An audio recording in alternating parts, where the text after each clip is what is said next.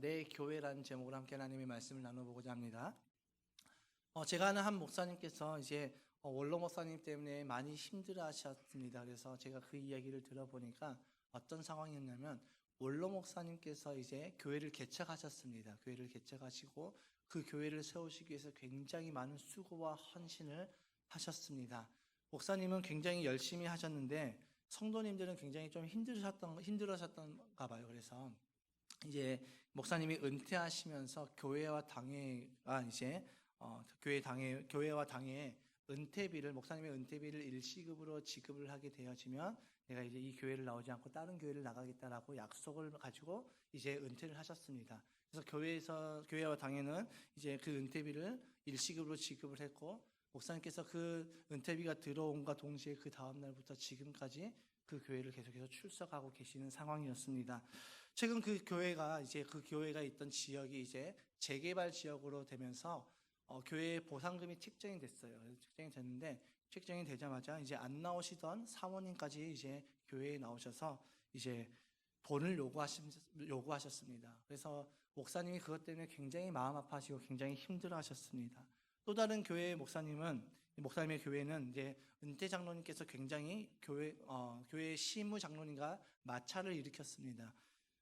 그 은퇴 장로님은 시무 장로님하고만 마찰을 일으키시는 것이 아니라 교회의 성도들과 또 새로 오신 분들과 또 협동 장로님들과 함께 계속해서 마찰을 일으켰습니다. 그래서 목사님께서 굉장히 스트레스를 많이 받으셔서 제가 이제 그분의 이야기를 들었는데, 그 목사님께 장로님에 대해서 말씀을 들었는데, 그 장로님께서 지금까지 교회를 위해서 엄청난 헌신과 충성을 하셨다라는 그런 이야기를 들었습니다. 위 두 사례에는 대상은 목사님과 장로님이었지만 공통점이 있습니다. 그 공통점은 무엇일까요? 이분들은 교회를 위해서 굉장히 수고와 헌신과 충성을 했다는 것이죠. 교회가 성장된 데는 이분들의 헌신과 수고가 분명히 있었습니다. 그런데 이분들은 교회를 힘들게 하셨죠. 그분들은 하나같이 이 교회는 내 교회라고 이야기하셨습니다. 제가 아는 한 교회에서도 목사님께서 이제 개척을 하셨는데, 이제 은퇴 시기가 다가오니까 목사님이 은퇴를 하고 싶지가 않으셨나 봐요. 그래서 정관을 수정하면서 목사님이 이제 은퇴 시기를 늦추시려고 시도를 하기도 했습니다. 결국 정년에 은퇴를 하셨지만 그 목사님께서 교회에 대한 욕심을 또 내려놓지 못하였고 내 교회라는 인식을 버리지 못해서 결국 교회는 분열이 되었습니다. 여러분, 왜 이런 비슷한 사례들이 교회들마다 일어나게 될까요? 모든 개척교회 목사님과 장로님들이 다 그렇지는 않지만 의외로 많은 분들이 교회를 내 교회라는 인식을 가지고 있습니다. 그 이유는 무엇일까요? 개척하셨던 목사님과 그 개척을 도우셨던 장로님들에게는 특징이 있습니다. 그것은 무엇이냐면 교회를 위해서 정말 열심히 수고와 헌신을 하신다는 것이죠. 이것은 분명 우리가 본받아야 될 부분이기도 합니다. 그런데 그 수고와 헌신이 때로는 독이 되어서 교회를 힘들게 하는 장본인이 되기도 한다는 것이죠. 이것이 우리의 연약함이고 이것이 우리의 죄성이라는 것입니다. 여기서 예배하는 우리 모두가 이렇게 되지 않는다는 법은 없다라는 것이죠. 왜냐하면 우리 모두는 죄인이고 우리 모두는 연약함과 죄성을 가지고 있기 때문인데, 우리도 언제든지 교회를 힘들게 하는 장본인이 될 수도 있다라는 것이죠. 오늘 우리가 함께 읽었던 본문의 말씀은 예수님께서 교회에 관해서 처음으로 언급하시는 장면입니다. 교회에 관해 처음으로 이야기하실 때 예수님께서는 교회를 향해서 내 교회라고 표현을 하셨습니다. 오늘 본문의 문맥을 쭉 살펴보면 어떤 상황이냐면 예수님께서 좀 지쳐 있었던 상황인 것 같습니다. 왜냐하면 유대인들이 계속해서 예수님께 딴지를 걸고 트집을 잡고 공격을 하고 배척하는 상황이 계속해서 연속되어지니까 예수님께서 많이 지치셨던 것 같습니다. 그래서 예수님께서 제자들을 불러서 이렇게 묻습니다. 얘들아, 세상 사람들이 나를 뭐라고 이야기하든 이렇게 질문을 하십니다. 이때 제자들이 그 눈치 없게 있는 그대로 미주알 고주알 다 이야기하죠. 엘리야 같다라고 이야기하던데요. 세례 요한이라고 이야기하던데요. 아니야, 어떤 사람은 예레미야나 어떤 한 예언자와 같은 예언자 가운데 한 사람이라고 했어 라고 하면서 막 이야기를 합니다. 그러자 예수님께서 그 말씀이 14절의 말씀이죠. 14절의 말씀을 우리 함께 읽어보겠습니다. 시작. 제자들이 대답하였다. 세례자 요한이라고 하는 사람들도 있고 엘리야라고 하는 사람들도 있고 예레미야나 예언자들 가운데 한 분이라고 하는 사람들도 있습니다. 그러니까 예수님께서 그 이야기마저 지치셨는지 더다시 질문하십니다. 15절의 말씀 함께 읽겠습니다. 시작. 예수께서 그들에게 물으셨다. 그러면 너희는 나를 누구라 하느냐? 이때 예수님의 마음을 너무나도 기쁘고 예수님의 마음을 회복시키게 하는 한 사람의 대답이 나옵니다. 그것이 베드로의 고백이기도 하죠. 16절의 말씀입니다. 시작. 시몬 베드로가 대답하였다. 선생님은 살아계신 하나님의 아들 그리스도십니다. 아멘. 여러분, 이 베드로의 신앙 고백을 들었던 예수님께서 얼마나 기뻐하셨는지 박장대소를 하면서 정말 이렇게 말씀하시죠. 아마도 이 말씀하실 때는 예수님께서 입이 귀에 걸리시고 박장대소를 하면서 손뼉을 치시면서 막 기쁨으로 이야기하셨을 것 같습니다. 17절의 말씀이죠. 함께 읽겠습니다. 시작. 예수께서 그에게 말씀하셨다. 시몬 바요나야, 너는 복이 있다. 너에게 이것을 알려주신 분은 사람이 아니라 하늘에 계신 나의 아버지시다. 야 베드로, 야 정말 너 그거 맞아. 그 말이 맞아. 그런데 너 이거 알게 하시는 분은 너의 생각으로 나오는 것이 아니라 하늘의 아버지께서 너에게 그 생각을 주신 거야. 하늘의 아버지가 너로 하여금 깨닫게 하신 거야 라고 말씀하시면서 처음으로 이제 교회라는 그 단어를 언급하시죠. 18절의 말씀입니다. 18절 시작. 나도 너에게 말한다. 너는 베드로다. 나는 이 반석 위에다가 내 교회를 세우겠다. 죽음의 문들이 그것을 이기지 못할 것이다. 아멘. 여러분, 이 말씀 가운데 우리가 눈여겨볼 단어가 있습니다. 그것은 무엇이냐면 주님께서 내가 이제 너희 위에 내 교회를 세우겠다. 그러고 나서 뭐라고 말씀하시면 죽음의 문들이 그것을 이기지 못할 것이라고 표현하고 있죠. 이 죽음의 문들이라는 표현은 우리가 그전에 읽었던 개역개정과 개역 한글에서는 어떻게 번역이 됐냐면 음부의 권세라고 번역이 되어 있습니다. 그러니까 이 개역개정과 개역 한글 성경에서는 예수님께서 내 교회를 세우리니 음부의 권세가 이기지 못하리라 라고 번역을 하고 있죠. 이 부분을 우리가 개역개정과 개역 한글 성경을 읽어보면 얼핏 이렇게 느껴집니다. 교회를 향한 사탄의 공격이 시작되어지는데 예수님의 교회는 그 공격에 무너지지 않는다라는 그런 의미로 우리는 받아들여지죠. 물론 실제로 많은 목사님들께서 이 부분을 설교하실 때 그렇게 설교하셨고 우리도 아마도 많은 분들이 교회는 사탄의 권세가 늘 공격하는데 사탄의 권세가 교회를 무너뜨릴 수 없어 라고 생각하고 있을 것입니다. 물론 그런 뜻도 포함하고 있죠. 그것이 틀린 말은 아닙니다. 그런데 예수님께서는 그런 의도로 이 말씀을 하신 것이 아니었죠. 이 음부의 권세를 원어로 찾아보게 되어지면 헬라어로 필라이 하두라는 단어를 쓰고 있는데 이것을 직역해보면 지옥의 문들이라는 단어입니다. 그래서 음부의 권세가 아니라 지옥의 문들이라고 우리는 원래 해석이 돼야 되는데 개역개정과 개역 한글에서의 그 번역이 너무나도 아쉽죠. 음부의 권세 그러니까 사탄이 공격하는 것처럼 보여집니다.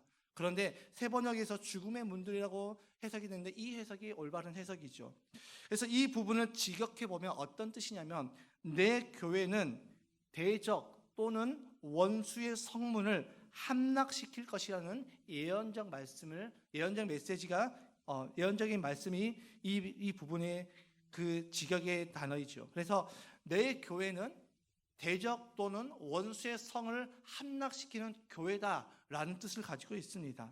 여러분 혹시 공성전 아십니까? 공성전? 예전에 이제 성과 성이 전쟁을 일으키면 성을 쳐들어가서 그 성문을 부서뜨려야 됐습니다. 그러니까 제가 아주 어렸을 때 코웨이사에서 만들었던 삼국지라는 전략 시뮬레이션 게임이 있었습니다. 그것은 아마도 아시는 분들은 있을 것입니다. 아마 저희 또래 우리 김창근 형제는 알 것 같은데요. 알죠, 그렇죠? 그때 당시 저희 정말 수많은 학생들에게 엄청난 환호성을 일으켰고 수많은 학생들의 밤잠을 못 자게 했던 그런 게임이기도 합니다. 이 게임의 핵심은 공성전입니다. 성을 쳐들어가고 그 성을 점령하는 것이 그 게임의 대표적인 컨텐츠였죠. 그 공성전을 치르려면 성문을 뚫어서 그 성문으로 들어가서 전쟁에 승리를 해야 되는 것이죠. 그 성문을 뚫는 병기가 있었는데 그 병기의 이름은 파쇄차였습니다.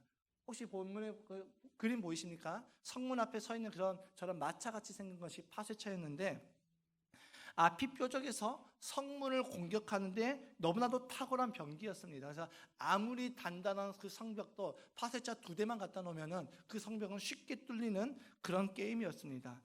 자, 예수님께서 죽음의 문들이 내 교회를 이기지 못한다는 말은 단순히 사탄이 교회를 공격한다라는 그런 의미만으로 말씀하신 것이 아닙니다.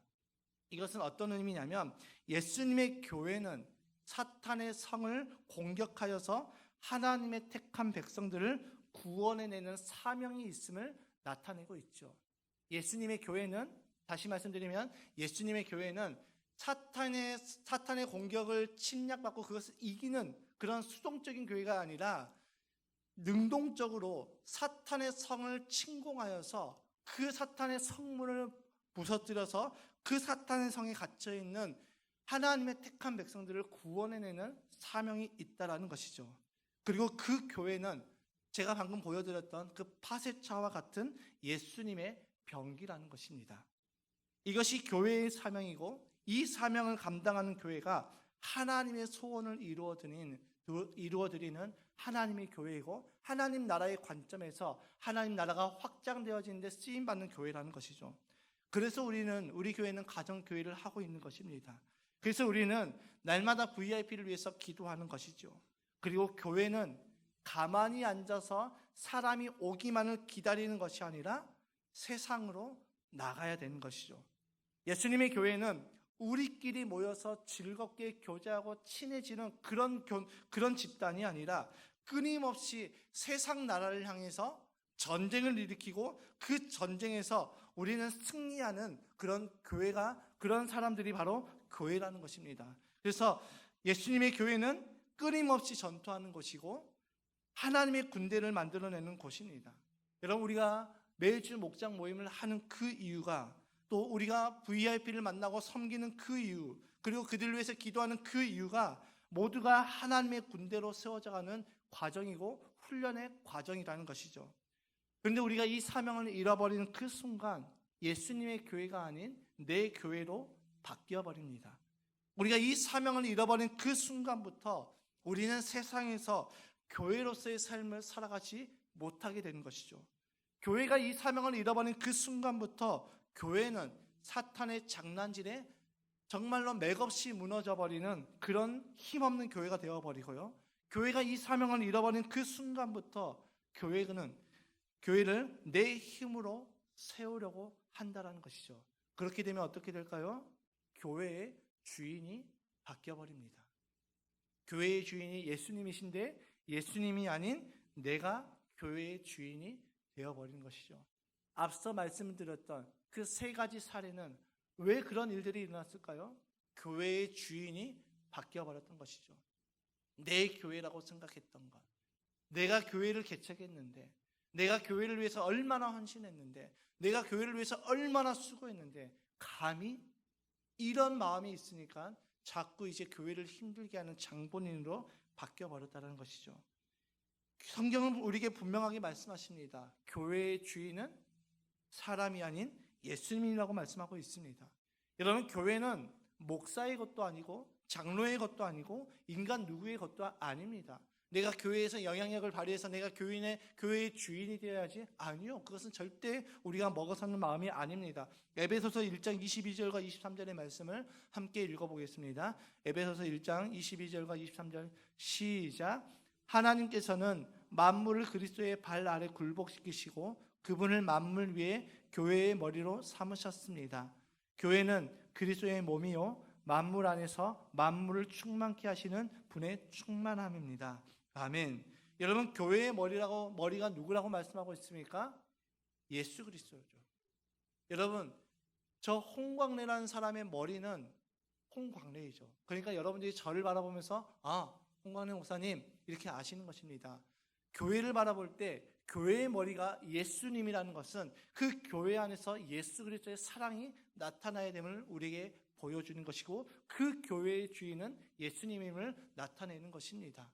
내가 교회에 많이 헌신했으니까, 많이 수고했으니까, 때로는 내가 교회에 많은 헌금을 냈으니까 내가 교회의 주인이야. 절대 아니라는 것이죠. 교회의 주인은 예수님이시며, 즉 교회는 그리스도시며 교회의 주인은 오직 예수님 외에는 다른 사람이 될 수 없다라고 말씀하고 있죠. 그리고 나서 우리에게 성경은 뭐라고 이야기하냐면 교회의 성도들에 대해서는 어떻게 말씀하시냐면 교회의 지체, 그리스도의 지체라고도 표현하고 있습니다. 로마서 12장 5절의 말씀을 함께 읽겠습니다. 시작.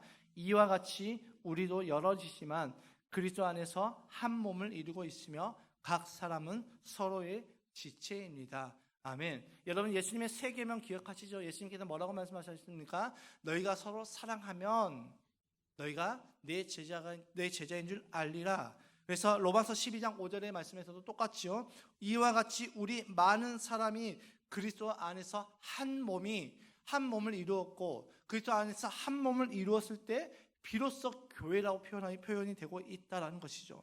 서로의 지체가 되었다라고 말씀하고 있습니다.